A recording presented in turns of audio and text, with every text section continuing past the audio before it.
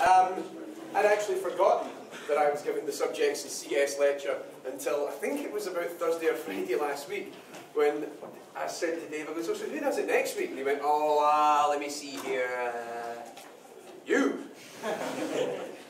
That's it. So what I did was I dug out, this is one I gave in subjects in CS last year, and it's quite a fun one. As you'll know, that my background isn't exactly in psychology, my background's in AI, but you end up with a bit of AI clashing with psychology, and I'm somewhat interested in human behaviour. And so this talk is really just looking at game design in particular, and largely how fickle you all are. And not just yourself, I am also guilty of this. And that, particularly video gaming's got a very bad habit of being quite secular and saying, oh no, we're a different type of gamer because we like to play these games over these games. The core, as they like to call themselves, the hardcore gamers, like to say, oh no, we're different, we're better than those that play Candy Crush Saga or Farmville or Facebook games, mobile games. Like, you're all the same thing. You all suffer from the same flaws, and you all get caught by exactly the same traps. They're just polished differently. They're presented to you in a different fashion. And that's really what this talk's about today, is just sort of looking at existing tropes that are built within games. Looking at Candy Crush, Battlefield, the Mario series, everything, and going, you know what, there's the same patterns, the same things come up everywhere. And it's really, the games are just there to suit your particular taste, your particular interest.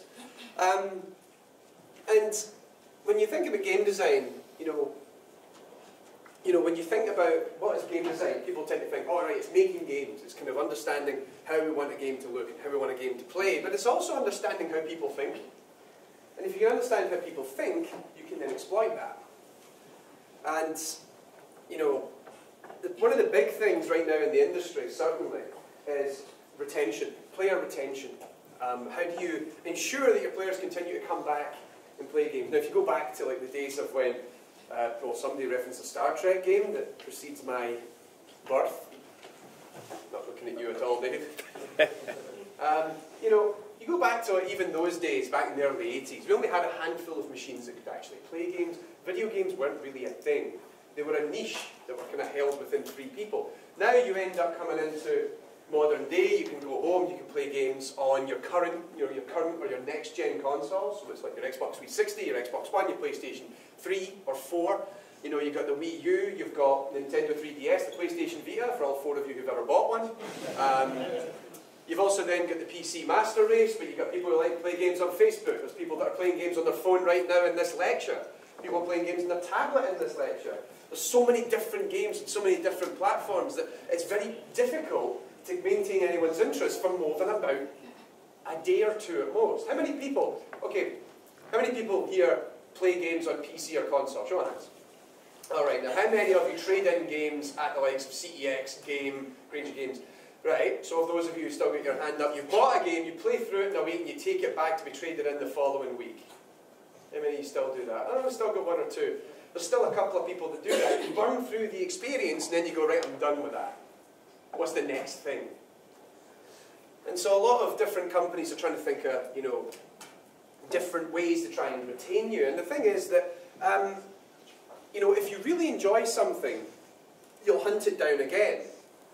And back in the old days, that just meant you played lots of the same game repeatedly. Now there's too many games that are remarkably similar to one another. Just look for a first-person shooter down at your local game store.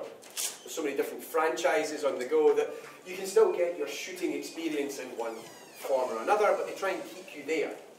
Because you realise, I like shooting games. If you like shooting games, come play our game, because it has infinite replay value, because you can play the multiplayer for hours and hours on end. And the only new experience you'll come across is what 12-year-olds are going to say what about your mother and your lineage. That, ladies and gentlemen, is why my chat settings are turned off by default when I play games online. But this doesn't really just matter to video games. It matters to all sorts of games. And it's really important that we can understand, how people are thinking. And it's got this here. It's something that you might think this is just sort of like a fun examination that I've done, but it's something that game companies take very seriously. If you actually look at, say, Zynga, Zynga are quite well known for actually adopting a large number of people who are statisticians, mathematicians. They don't really have programming skills. They're not there for that. They're here to just model you on a statistical level and say, how good a grasp have we got of you? If you pardon the expression, have we got a good grip of them by the balls, and they're just going to keep paying us money? That's what they want to do. And if you think about it, this all just kind of comes down to behavioural sciences. You know, what do we denote as good or bad? And of course that can sometimes be subjective. Sometimes that's actually driven by reward from the world, because you go, oh no, that's bad. You know, setting something on fire was bad because I was in proximity of it and I got caught on fire and I got burned and it hurt. That must be a bad thing. But also, you know, what gets you excited? What's your brain's turn on? Which every time I start talking about stimulating the brain, you get that kind of really quiet giggle that's going on in the room right now. And I can see at least about a third of the room going, stimulating the brain. Yeah, what turns your brain on? Your brain gets excited about these sort of things. You don't think about it like that, but that's ultimately how it ends up. And, you know, how can we exploit that? How can game designers exploit that? And, you know, you spend a lot of time just looking at a game and going, is it fun yet? Is this exciting someone's brain? And there's something really interesting when, you know, even projects that I've got on the go just now where we're working on games, and we've got it and we go, I don't think this is going to be fun to give it to other people. I'll give you an example. So I'm running this, I've got this video game in development / research project which we showed off at Game City over in Nottingham. And it's been an incubation. Myself and a couple of final years are working on it, and we're going, we can't see the fun in it anymore because we've just been crunching out the alpha build of this for the last 3 months or whatever. And we put it out in the general populace. We put it out at Game City. It's like, come play this game and tell us what you think of it. And it went down really, really well for reasons that we didn't perceive at all. Because I'm thinking the game's too damn hard. I don't think it's palatable to people. Because by and large these days video games are too damn easy. Because we have a tutorial in every game. And the veteran difficulty of Call of Duty is getting easier and easier with every iteration. Because, you know, you guys just suck. And we put it out there, and amazingly the thing that really, it was all these kids, like kids under the age of about 10 going, this game is great. As soon as they died, they tried it again, and they tried it again. And there was one kid, I can't recall his name for the life of me, he spent 25 minutes trying to beat the 3 levels in the demo that we had. He was like, I want to give you a medal. But it wasn't at any point he was like, I'm bored of this now. He's just like, I want to beat this game. I must beat this game. And I realised that one of the points we're about to talk to in this lecture, we'd actually caught him with it. It had actually sunk in. The way that that game's designed was actually appealing to that particular type of person who liked that sort of thing. It's like, awesome. We've actually now got an audience for this. So it's quite exciting. But at the end of the day, and this all comes from, it was a great talk that took place here a couple of years ago by Jed Ashford, who's one of the lead developers over at Evolution Studios, and he's worked largely on the MotorStorm series. And he said, you know, game design is 95% common sense. And it is. But it's interesting when you begin to kind of pull it apart, that we start looking at how players operate within video games. And one of the most obvious examples, which tends to come up a lot now, is the Bartle test, which was conducted sort of in the mid-90s, looking at MUDs. Now, MUDs don't really exist anymore. You know, sort of been replaced by MMOs and MOBAs and things like that. And they had a large number of participants, 700,000 people participated in it. And what they did was they were able to break you down into like 4 key types of people who like to play a video game. And by and large, everybody who's looking at that picture right now will begin to gravitate towards one of them in the next couple of seconds. And when you look at different types of people, you've got the achievers who like to go for 100% completion. They're always top of the leaderboards. They get all the stuff. Those of you who have really high gamer scores on, you know, PlayStation Network, Xbox Live, your Steam account, that's the sort of thing. Socializers who don't, you know, they're not really in it for that. They just want to be kind of part of it. They want to do kind of cool stuff. You know, they like to be part of clans or guilds, particularly in MMOs. And a lot of their experiences with games come down to, I'll tell you something really cool that happened when I was playing this game last night, whether it's World of Warcraft, whether it's playing DayZ or something like that. Killers, which pretty much anybody who plays a large amount of Call of Duty, you're pretty much into that. You're the killer, and you just like to kind of continually exploit action games. If there's any sort of morality system, then you always go for the evil path, because you're like, well, I want to see how much more things I can kill. Very competitive. And lastly, the explorers, who try to do speed runs. They try and kind of like exhaust the gaming lore. You see a lot of people doing speed running for games such as Dark Souls, even Spelunky. In terms of game lore, the people that kind of pull apart the full storylines of like the Warcraft series, Starcraft series, Elder Scrolls, things like that. These people love to just exhaust every possible thing they can see. And I'd assume that by and large most of you will find yourself falling into at least one, maybe two of those categories. I'm an achiever, apparently. Though as I've got older, I seem to be turning more into a kind of explorer slash socializer. Because I just can't be bothered trying to keep on top of my gamer score anymore.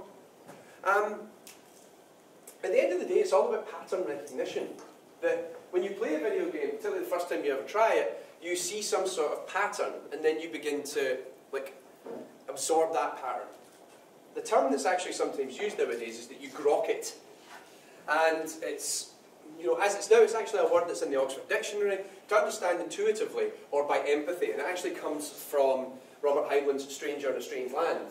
It was a term that they used there. It was actually used in a different context there, because it was in reference more to, I think it was like the way that they communicate with one another, the way that they absorb knowledge from one another. They also had more of a relation to water as well, like absorbing knowledge in that sense. But it's all about, you see a pattern, and typically in games you do this all the time, you don't even realise it. You see a pattern, you understand what that pattern means. You then continually try and refine that understanding of that pattern to the point that you can then have a very intuitive response to that pattern. A really simple example, a grenade being thrown at you if you're playing Call of Duty Online. You know intuitively what to do the first couple of times. Oh, hey, what's that? And it comes up on the HUD. Press RB to throw back. Boom. You died. Happens again. You died. Eventually, you begin to recognise, oh, I know what I'm supposed to do here. Get the fuck away from the grenade! Or, if you're really good, you can throw it back. And if you get to a point that this happens to you repeatedly, you then get very, very fast at your response. It's actually what you would refer to as a generalised action policy. So you understand, regardless of the context, if that pattern occurs, you know how to respond to it. And the more that you grok patterns in games, the better you become at playing games. Because let's face it, if you think about the pattern in a general sense, particularly when you play Call of Duty, the context of what's happening is always slightly different. The map you're playing is different, the score's different, the people that you're actually playing against might be different. But the context of somebody coming out of fire, or somebody throwing a grenade at you, you understand it in the general sense, and then you know how to respond to it. So, the more that we recognise it, the better off we are. Because it is sort of, this is something we do on a day-to-day basis. It's not necessarily just about games. It's also kind of how we store data. We generalise things. We don't think about things on a very specific instance, unless it's got a very emotional response to it. Like the day you proposed to your partner, or the day your partner broke up with you. Then sometimes you remember that particular instance because there's an emotional response to it. But by and large, we tend to understand things in a general sense. And that's why we've got that particular set of images up the top, because you iconify things down to the fewest distinct elements. And if we go from left to right, what are all of those things?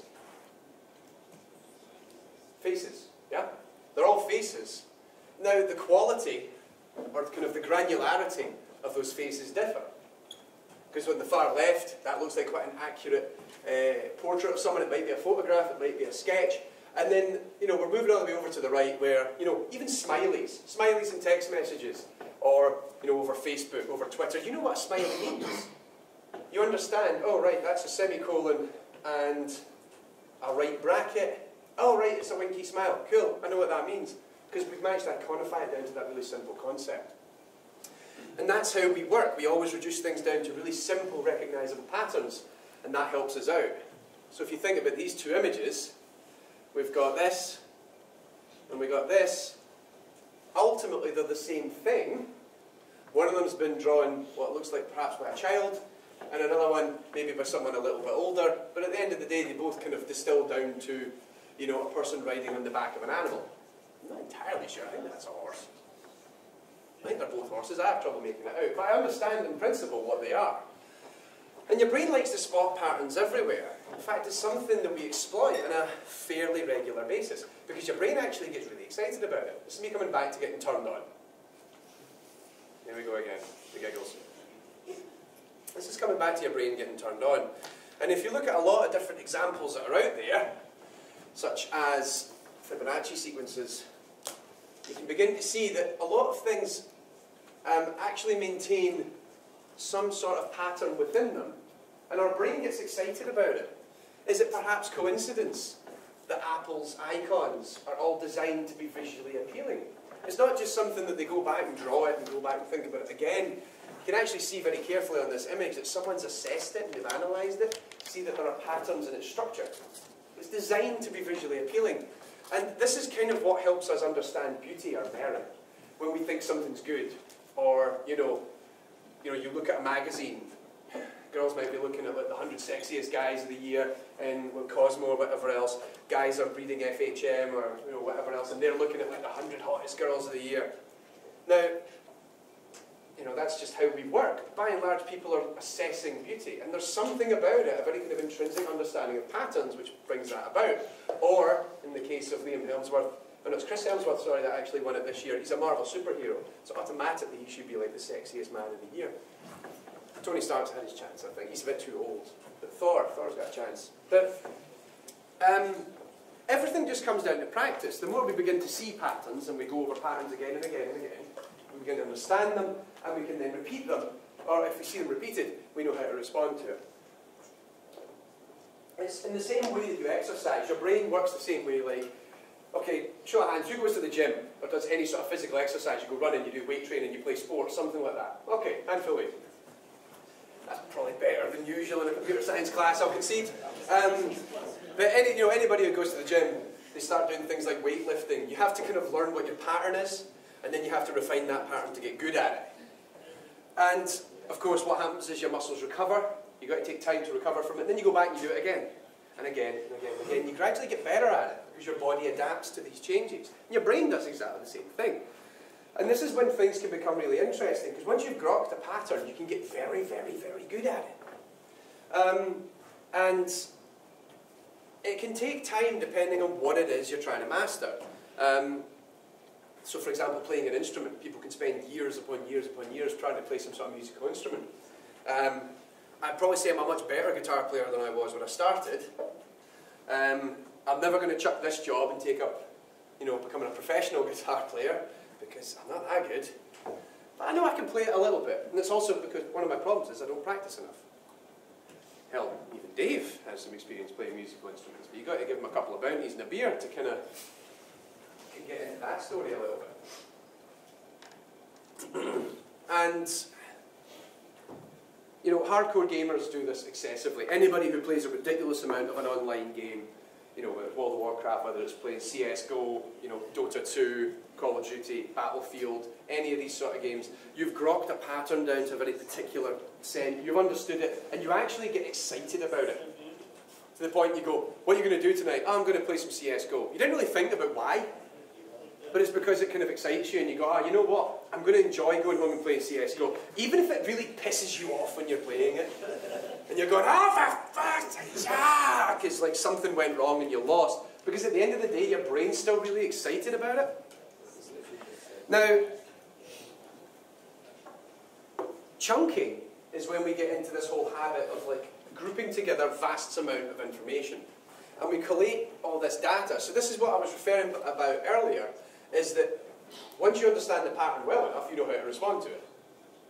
The grenade example, the somebody coming out from cover example. You understand that pattern well enough, you've chunked your response to that. So I refer to it as a generalized action policy. In psychology, it's actually referred to as chunking. Now, this is quite an interesting one, because you don't really think about it anymore. First couple of times you get killed by a grenade, you go, oh. And then maybe the first couple of times you actually survive that grenade attack, you go, okay, I know what I'm doing now. After a while, it just becomes almost like muscle memory. You just, oh, shit, jump out the way of the grenade, shoot the guy. Cool, job done, easy. Don't even think about it anymore. Awesome. Now the thing is, sometimes you can actually cause a problem because you can break the cycle of the chunk, as it were. Because you've now got it to a point, you understand it so well, that you put in a context where you have to think about it. Now if you think about it, that your conscious and your subconscious brain are now operating at the same time, Your subconscious has already kind of got this down because you've chunked it. It's like, ah, it's cool, I know what I'm doing. But then the front part of your brain's going, oh my God, what are we doing, what are we doing, what are we doing, what are we doing? And you start, well, you start to choke. Two examples that immediately come to mind. Who here has passed a driving test? You drive a car? Okay. So you've probably been, you know, you did your driving, you were doing all, who's doing your driving lessons but haven't passed a test? Okay, so you're learning how to drive. And you start to get really good at it. And you think, okay, I'm ready for this. And then the thing is with a driving test, is some guy or girl puts you in a position where they start asking you very specific things about how to drive on the road, and they're assessing every part of your ability on the road. And the thing is that sometimes people get a bit panicked.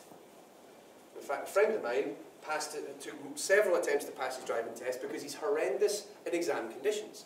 Now, I used to sit with it, because, you know, once you've had a driving licence, I've had my driving licence since I was 18, so you can get in a car with someone and they can drive along provided they've got someone with them. Now, I used to get in his car with him almost every weekend for a couple of years. The guy could drive, and he could drive really well. However, as soon as he was put in an exam condition, he started to freak out because someone's assessing you. And this is what happens. This is when the chunking begins to kind of fall apart, because in your back of your head you already know how to drive, but in the front of your head you're going, oh, well, you're over-assessing and over-analysing everything you would normally just do by default. The other most obvious one is penalty kicks in football. Now let's face it, most goals that are scored in football happen very, very quickly. It's a very complicated procedure of a number of balls being passed across, the number of passes taking place across a huge pitch. That ball comes in at just the right moment and that player knows how to respond to it. They might head it, they might take a quick touch on it and then kick it in, might volley it. You know, sometimes some of the best goals you ever see happen so quickly. What the hell just happened? Because they've got it on such an intimate level in their head that they know how to respond. That ball's coming in, they don't even think about what to do, they just do it. Because it's been chunked in the back of their head. Penalty kicks are horrendous, because you're put on the spot, in front of the goalkeeper, you get the entire crowd looking at you. Everyone's waiting to see how you respond to this, and see, because of that time that it takes to take that penalty kick, the player overthinks it. And if I remember right, that image is taken from when Chelsea were in the Champions League final a few years ago. John Terry screwed up his penalty kick and lost them the game. That is a prime example of what happens, because I'm pretty sure if John Terry was in 101 other circumstances in that box that weren't a penalty kick, he probably would have scored about half of them. Because he's not going to score all of them. You know, statistics kind of level it out. But when you're put on the spot like that, someone who's very, very good at playing football, now, of course, I'm not going to argue your personal opinions about John Terry, but he's a professional football player, he's naturally very good at this. Everybody can eventually begin to kind of freak out at that point in time. So, what the hell's all of this got to do with games? Games are just experiences of activity, and then we kind of begin to abstract all these facets of play, and you begin to chunk the behaviours, you begin to understand the behaviours. And games are designed in such a sense that, I said earlier on about good experiences that your brain likes, your brain keeps coming back. Games are designed in such a way that you get reward. And reward makes you feel better. You might not think about it like that, but it's turning your brain on again. It's like, oh hey, this is good, I'm being stimulated by this thing that's happening. This is really great. You don't really think about it like that, but ultimately you just keep playing that game. That sense of boredom never actually occurs. Now the thing is that you sometimes have these loops of behaviour that are very fast to grok, they're very fast to memorise. And they're giving you that little sweet bit of reward every time you do them, and you go, I'm going to keep doing these. All the time I'm going to keep doing it. And typically the game will build it in such a way that it's actually kind of sort of crucial to the mechanics of play. A couple of really obvious examples about to come up. Then ultimately they build bigger, harder loops of gameplay, these patterns that begin to exist that become much, much harder to grok, become much, much harder to recognise, and are very difficult to master. And those are the ones that keep you playing that game from the very first half hour you played it till you're getting to about the 50th or 60th hour. And then you might even go back and do the whole thing again. And I realise there's one particular example which is near and dear to me that I decided to bring out for this particular lecture. And it's all about just trying to get that balance between these, because if there's too much of one and not enough of the other, then people don't really enjoy it. But anyway, let's have a look at some examples of really what's happening in terms of maintaining, and this is something about what we refer to as hedonic adaptation. Before we even get into the loops, I want to get into the point of just trying to keep your interest. Show of hands, who plays Candy Crush Saga? Be honest, no, that's alright. Yeah, well, we've got a couple of people slowly kind of creeping out there. Or something akin to that, whether it's Candy Crush Saga, whether it's Farmville, things like that. Facebook games, mobile games of that ilk. So we got a few. Battlefield or Call of Duty, show of hands please. Or something akin to that, definitely big first-person shooter games, right? These have very particular loops of behaviour, and we're going to come back to what loops of behaviour exist. But one of the things is that I said earlier about trying to keep that experience fresh. Because you want to make sure that people keep playing your game. And these are two great examples that both do exactly the same bloody thing. We refer to it as hedonic adaptation. It's also referred to something as treadmilling. Now, what you're trying to do is make sure that ultimately the more you play a game, the experience is less cool. Like, people find it less interesting. And Candy Crush, one of the things they do is you run out of lives. And then you have to, and I've been there, where everybody starts blitzing your Facebook profile. Do you want to come and play some Candy Crush Saga? Give me some more lives. I need to keep playing Candy Crush Saga. Oh God, I need to play more Candy Crush Saga. Hate that. The thing is that the whole time you're waiting for more lives to come in, I've already said it, you're waiting. You can't play the game. It's physically impossible. You cannot go in and play that game and increase your score and improve your profile until somebody gives you more lives. The whole time you've got to wait. And that's where the hedonic adaptation is kicking in, because the experience of playing that game is being denied. You're being denied that experience. And because you're being denied it, it still maintains that freshness. But I want to play more of the game. If you could just play that game without any inhibition, you just keep playing it for as long as you like, you'd get bored of it a lot faster. But because the game deliberately doesn't allow you to do that, you're like, oh man, I really want to play more of that game. A lot of mobile games now do this. I think one of the recent ones, which in fact one of my own students worked on, and now in his graduate position, was the Crazy Taxi game that came out, City Rush. I think it's on the iPhone and what have you. Your taxis only have so much fuel. And once you do a couple of levels, it goes, right, you've got to wait half an hour now. Or, you can maybe buy more fuel. So they win in one of two ways. Either, one, you have to wait, and if you wait long enough, you get to play the game again. You're like, I can't wait, I'm going to play more Crazy Taxi. And I did that for about a week, and then realised, what am I doing? Delete. Or you pay real money, spend the money out of your pocket to go and play that game faster. Because they've got you by this point. You're like, I just want to play more of this game, and I've got to wait. Oh, how much? How much is the 12? But we'll buy 12 coins. How much is 69 pence? Right, cool, there you go. There's 70 pence of my money. And then it becomes easier and easier the next time it happens. You're like, I can't be bothered waiting. Angry Birds does it. A lot of other games, Cut the Rope as well, do this sort of thing, where they give you, like, you pay 69 pence or whatever, and you get your first Angry Birds, and you go, oh, this is awesome, and there's the first 4 big batches of levels, and then they go, oh, there's more levels coming soon. Because you'll probably get caught up in the first little batch. And you go, oh, that was quite good. I like that. I get to throw the bird at the thingy, and then they die, and awesome. Pigs dying. Oh, that's so good. Oh, what? I've run out of levels. And then it goes, more levels are coming soon. When are they coming? I need more levels. What am I going to do? And let's face it, Angry Birds is just the same damn game. They've not really changed the structure. Oh yeah, we'll make the birds all dress up like Star Wars this time. Because that's fresh. At the same time, your brain's just excited about the prospect of more Star Wars, like more Angry Birds levels. You've got to wait. Now, this is when you get into hardcore gaming and how they do exactly the same thing in a very different way. Battlefield and Call of Duty like to do season passes. They have this premium, Battlefield has its premium service, where what they do is they go, pay us money now, and we're going to give you a whole bunch of new stuff for the next year or so.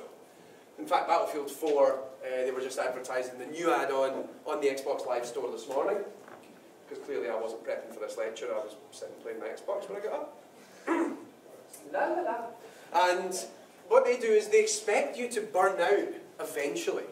Because people start playing Battlefield and they're like, oh my god, this is great, look at that. We managed to knock down the skyscraper and the ship crashed into the island and my KD ratio is amazing and I've unlocked everything because I'm like a, command, like general level 50 or whatever. I'm so good at this game. I'm kind of having enough now. And that's when they come along and go, here's a new map pack. Oh right, what's in the new map pack? You go, 4 new levels, a bunch of new guns. Here's another game mode that you've not... No, that doesn't sound that exciting. I remember it was at Battlefield 3. The last add-on pack they released for Battlefield 3 had a capture the flag variant in it. And I was like, oh god, capture the flag. What is this, like 2001? That sounds so uninteresting. Oh my god, look at that! Because they've crafted the trailer around this. You've not had this experience yet. We've been holding out on you for the last year. You've been playing Battlefield 3 and you might have got bored of it. Yes, I got very bored of it. Look at this. It's capture the flag, but the guy's chasing you in a helicopter. There's another guy in a jeep, there's another guy there. So your friend's got the flag and you've got an RPG and you blow up the helicopter. Like, this is fucking amazing. Here's all my money. I want to play that. And then you burn out on that for the next couple of weeks. Every time. That's how they build around it. Because it's sort of the same thing, but they're doing it a different way. Here they're holding off, and over here they're exhausting you until eventually you go, I've had enough of that, and then they show you something so cool that you're like, I'm back in. It's like you're on the drug, you clean yourself off of it, then you're back on the drug again. It's like, it's like celebrities, they go into rehab. Yeah, I've been doing too much cocaine. Cocaine's bad for me. I really enjoyed cocaine when I was doing it, but then I realised it was bad. Hey man, do you want some cocaine? Pretty much why most celebrities, they just have this revolving door when it comes to like drug clinics over in Hollywood, because they just get back out like, oh man, this looks so good. Anyway, I realise that I'm running out of time here. But, so, let's look back at the actual structure of these games and how they work. If you do something, you get rewarded for it. Even on some really simple level, and then you do it again. And this is what I was talking about earlier, was the notion of loops in the behaviour that get you to come back again and again and again and again. And the thing is that these are often referred to as compulsion loops, because it's a compulsive behaviour that you repeat. And you do it all the time in so many different games, and I just thought I'd look at a couple of different examples. So the 3 types of compulsion loops that exist, by and large, there's kind of a blurred line between them. But you can usually denote them as such. Short, medium and long term. Short term, instant gratification. You do something, you get a reward, you go, that's cool. I'll do it again. Maybe the first time you do it, you think about it like that, but then after that, you just keep doing it. Don't even think about it anymore. And it gets you kind of attached to doing a particular behaviour in the game. Then the medium term is that they give context to all these short-term behaviours that you had. I keep doing this and this and this and this. Oh, and if I do all these, look what happens. Oh, that was cool. Awesome. And then the game builds itself around these medium-term loops. So it goes, okay, you've now got a purpose. I want you to do that again. And then what they'll do is they'll give you the same set of compulsion loops, but they'll change them ever so slightly, because it introduces a new mechanic to the game. You go, oh, that's a bit different. But it seems remarkably like something else. And that was cool. And now, oh, this is cool as well. Okay, I'll keep doing this. This is great. And the long term is more about accomplishment and achievement. When you finally get to that last boss, or you complete that massive story arc, or you kind of get to like level 50 in Call of Duty and you prestige or whatever, it empowers you, and it suggests that you have mastered whatever it was you'd set out to do. But by and large, the best ones never fulfill themselves. So, Super Mario is probably the best example I can think of where they ever used pretty much all of these compulsion loops, but the short term is just glorious. The easiest short-term compulsion loop in the world I can think of comes from Super Mario Brothers, and it's collecting coins. You collect a coin, what happens? Go on, let's hear it. Bring, there you go, makes a noise. You go, oh, that was nice. That coin's gone. I heard a bring, it was quite a happy sound. And you got this counter increased by 1. You go, oh, I'll do that again. So you jump, you grab another coin. Oh, I've now got 4. Oh, this is great. Oh, this is great, this is so good. And then eventually you get up to 99, and you get that last coin. Coin thing resets to 0, another happy sound kicks off, and your number of lives have increased. You go, oh, what? This is great. More coins I get, more lives I've got. Means I can keep, And the thing is, that's going to mean you keep playing the game. You go, oh, cool, right, okay. And then your brain just grokes that down to collect coins. You don't even think about it. You start playing Mario, what's the first thing you do? You go and grab a coin. Sonic the Hedgehog does it somewhat similarly, but they actually made it a core mechanic of the gameplay, because without the rings, Sonic will die. But it's still just like, grab all the rings, keep grabbing the rings. If you see more rings, grab the rings. Okay, cool, I've got rings. Hell, Super Mario Bros. 2, New Super Mario Bros. 2 on the 3DS is built entirely around this concept. Because that whole game is just, you know, coin collecting on acid. And they know they've got you, because they're just like, what does that do? What happens if you collect it? Oh my god, everything turns into rings and Mario turns gold and you collect all the rings. That looks fun. All you're doing is collecting bloody rings, but you're like, thing is also, it has medium-term loops, because the levels are never that long. Mario levels never get to that point of, oh, for the love of Christ, can we get to the end of this level? They're always a kind of set length.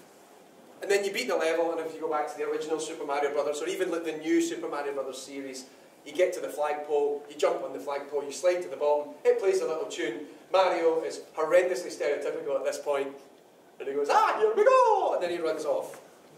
And you go to the next level, and you do exactly the same thing. And then you do a certain amount of levels, and then there's like a boss. And that gives you that moment when you go, oh my god, we beat this world. Cool, now what? World 2. I need to keep doing this, because sooner or later, something's going to give. And if you keep it up, you're going to beat the level, and that's when the long-term loop is beginning to take effect. The medium-term effect is keep playing the levels, keep beating the levels, and then eventually it gets into the larger thing of beat all the levels. And you go, okay, I'm going to do this, I'm going to do this. And how many times do you just go, oh, one more level. I'll just do the next level, and then I'm done. Or you die, and you go, oh, I can do this. One more try, I can do this, one more try. You're going to make it. And then what Nintendo do is they gradually creep in new concepts. New level designs start creeping up, new mechanics creep up, and there's a new short-term loop just being established. But at this point, you already know so many of the short-term loops, and you're grabbed with the medium-term loop, that when they introduce the new short-term, say the Tanuki suit, or the cape, example in Super Mario World, you go, what's this? How does this work? And then you figure it out. You go, oh, that was kind of cool. So they're just introducing new things to keep you fresh, new short-term loops to keep you excited. Now, Call of Duty is built entirely around this whole concept. I mean, let's face it, you know, their entire business model was built around largely short and medium-term compulsion loops. You shoot something, it dies, you get XP. You shoot something, you didn't quite kill it, but your mate kills it, you get an assist on the XP. You keep getting XP, you level up. Alright, okay, cool. But then during the gameplay, you get enough kills, you get a kill streak award. Alright, cool, what does that do? I'll drop that in. Oh my god, that killed more people, I got more XP. You then continue this on, more lives, the more people you kill, the more XP you get, the more kill streaks you get, that gives you more XP. You get to the end of the round, you got so much XP you leveled up, then it gave you stuff. You're like, oh my god, I got new guns because I just killed a whole bunch of people. Then you keep killing people with the same gun and you unlock skins because you got more challenges completed. That also gave you XP, that helps you level up, that helps you get new kill streaks, that helps you just, The whole principle is just like you sniff, you sneeze, you fart in that game and you get XP. Doesn't matter what you do, you run 10 feet in one direction. There are in fact challenges in Call of Duty for running. It goes, you ran a mile, here's a bunch of XP. And you're going, empowerment! I'm going to keep running! Fucking hell. And nobody spots this. You're all just like, oh, that was great, I got more XP, because now I've got this gun. Oh, what's the new kill streak you got? I've got a kill streak that pretty much crashes a moon onto the planet's surface. It's amazing. But I've got to get 18 kills without dying in order to achieve it. But look how much XP I got, and And then you get to the end of it, you kind of get to the very end and you go, okay, I'm level 50. And then it goes, do you want a prestige? What's that? We take away everything you've earned. You've got to do the whole thing all over again. But you get a little badge next to your profile that says that you're prestiged, because it gives you a sense of achievement and accomplishment. You go, fuck yes! Prestiged! I'm back at level 0. I have none of the grenades, none of the guns, none of the attachments, none of the perks, none of the kill streaks. I got to do it all over again. Okay. Away you go. So this by and large runs off the short and medium, but of course the long term is prestiging. If there's one game that's pretty much just one long-term compulsion loop and bugger all else, it's Dark Souls. Now, I think when I gave this talk last year, I just finished it. So this was quite a cathartic experience for me, I'll concede. Now the thing is that it's more about medium and long term. There's no short-term compulsion loop to Dark Souls. Who's played Dark Souls? Show of hands. There we go, a decent proportion of the class. So those of you who've never played it, you have no idea. Everybody else who's played it, you're probably sitting there the whole time going, oh God, yes, I know exactly what you're talking about. This game does not reward you in any way. What it does is it actually condemns you for being an idiot. You thought you could get away with attacking that monster. You know what happened? You died. You've lost all your resources. How do I get them back? You've got to go back to the place you died and try and collect them. What happens if I die on the way there? Ah, we just delete them. You lose all your resources you've gained up to this point. I can do this. And then you die. And then you spend 10 minutes like, I can't, no! I had like 150,000 souls. And I was going to use them when I got to the next bonfire. And I can't get to the next fucking bonfire. It doesn't even tell you where to go. You start the game and it goes, where am I going? Figure it out. Your medium-term compulsion loop comes from not dying to a point that you get a sense of progression. Between bonfires is a medium-term loop. You just know, I need to get to the next bonfire. Where is it? Fuck knows, that way somewhere. So what's over there? I don't know, a couple of dragons, a minotaur thing, bunch of skeletons. That Black Knight, I'm not going down the route where the Black Knight was again, that was a bad idea. And it just, so what's the long-term loop of this game? The whole long-term loop of this game is, finish me. That's it. And it just pretty much goads you from the start and just goes, you're going to die, you're going to keep dying, but I bet you can't beat me as a game. You're a pussy. You're rubbish. You cannot beat Dark Souls. And then you beat the game. Doesn't matter how many hours it takes you. It can take you 20 hours, 40 hours, 60 hours, 80 hours. I ended up, also the thing about the short-term loops that actually help inform you. When I first played Dark Souls, I played it for 8 hours and realised I'd made so many bad decisions. I deleted my save file and started again. Because I started doing that one thing I never do, which is I looked up a guide online. And they go, you want to place these classes, you don't want to go in that direction. Did you kill that guy? Don't kill him. He gets you in a covenant. Oh. And you can't use his power-up unless you're in his covenant. Shit. Restart the game, restart the game. And then you beat the whole game. And I remember this because I beat the game. It was a Saturday morning. And Cinder, Gwen, the Lord of Cinder, and what have you, he just kind of had me, like, continually beating me. I think I must have tried about 20 times to beat that final boss. And I finally did. And my partner at the time, she was living with me because she was at university. She was working on one of her postgraduate degrees. She's in the other room on the friend to her phone discussing some work they're doing. And all you can hear from my room is just, yes! Fucking die! Die, you bastard! She comes in absolutely enraged, like, what the fuck is going on in here? Like, he's fucking dead! I was so happy.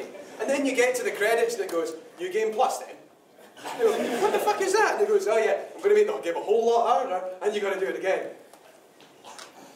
Challenge accepted. I can do this. And then what happened was, Amy came back in the room about half an hour later and she goes, what are you doing? She says, so it's New Game Plus, right? So I've got to play the whole game again. And I'm going to beat it again. But look how far I've got. I've already got to the gargoyles in like half an hour. That took me like 6 hours the first time I played this. And now, I did it in 30 minutes. I beat them really quickly. She goes, you keep playing this game, I'm going to leave you. And I did seriously contemplate it for about 10 seconds. It's like, she could probably just do with a better man. My relationship prospects might be shot to hell, but I'll get that achievement. No, I probably shouldn't. So I put the game down.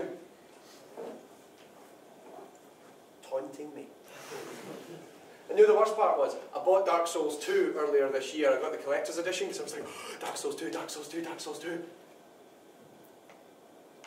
When am I going to play that? And if I do play it, on the bright side, she's moved to London for a job. So I think I might open up Dark Souls 2 over Christmas. She said it's like sort of, she said the most visceral and the most horrendous part of my personality came out playing Dark Souls. Because it's just a one really big compulsion loop, which is, beat me, ya pansy. So, at the end of the day, some food for thought. Next time you play a video game, keep all this in mind. What is it the game actually wants you to do? What are those short-term compulsion loops that it's trying to drive you towards? When you're mining stuff for games, why is it you have to repeatedly mine it? How does it maintain that appeal? How often are you rewarded for doing things? Does any of the mechanics seem out of place? And if so, why? Is it actually because they're trying to monetize the game? And, I guess, with this lecture in mind, if you suddenly spot these things, did you never notice it before now? Is it now just something me talking about, you're going, oh right. Everyone who goes to play Candy Crush Saga now, next time it asks if you want to bug your friends on Facebook, you're going to go, no, I'll just wait the 30 minutes or however long it takes now.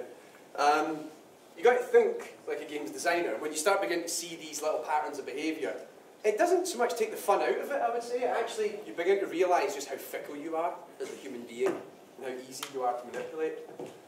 And for me, it's also about familiarity and nostalgia. Because if they use old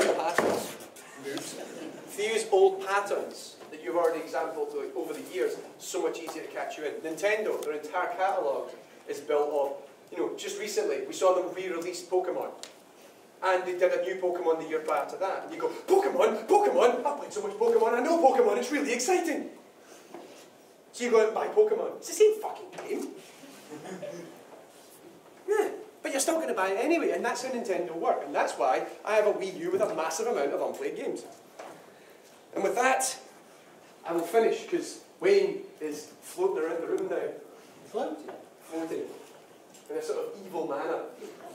I've been standing outside and listening to this. Oh, I know, I can see you, I can see you. But yeah. Jeez, this happened to someone who's been killed in it. Pretty much. Just go back and play your games you like, play the games you enjoy. Just think about everything I've said about today. Because it's all about finding the fun, and sometimes to do that, they just manipulate you in the most basest of senses. Alright, sweet. Thank you very much.